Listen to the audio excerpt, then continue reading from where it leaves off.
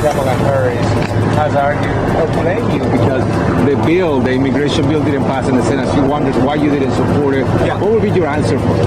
Well, my answer is the Kamala Harris border bill was not a real border bill. It would not have secured the southern border. We have to remember here that if you go back to that negotiation, what we were really trying to do in the Republican Party is force Kamala Harris, as border czar, to do her job. We were trying to find ways in that legislation to force her to do her job. Now, nobody disagrees that Kamala Harris could close down the southern border right now if she wanted to. The entire exercise of that bill was, how do we force her to do something that she clearly wasn't going to do? And what we basically realized is there's no way to do it. There is no way to force a vice president who's the border czar or a president to shut down the border if they don't want to.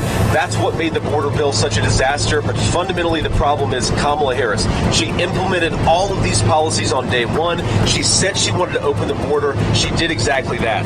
Oh man, we've got some crazy. Yeah, that is a crazy ass bug. Yeah. Somebody help him. Somebody help him. There we go. All right, Senator. That's what we need to keep from coming across the southern border here. We need to build the wall higher because that was a scary ass bug. Sir. Yeah, Senator, according to CBP data, apprehensions, encounters are at its lowest level since February 2021.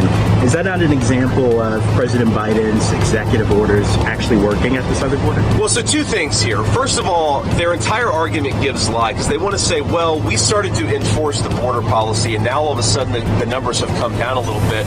Well, if that's true, then how can they possibly say they needed this border bill to do their job? They're saying right now we're doing our job, and all that they needed was for Joe Biden and Kamala Harris to actually take some executive action. That's been our entire argument the whole time, is that Kamala Harris could enforce the border if she wanted to.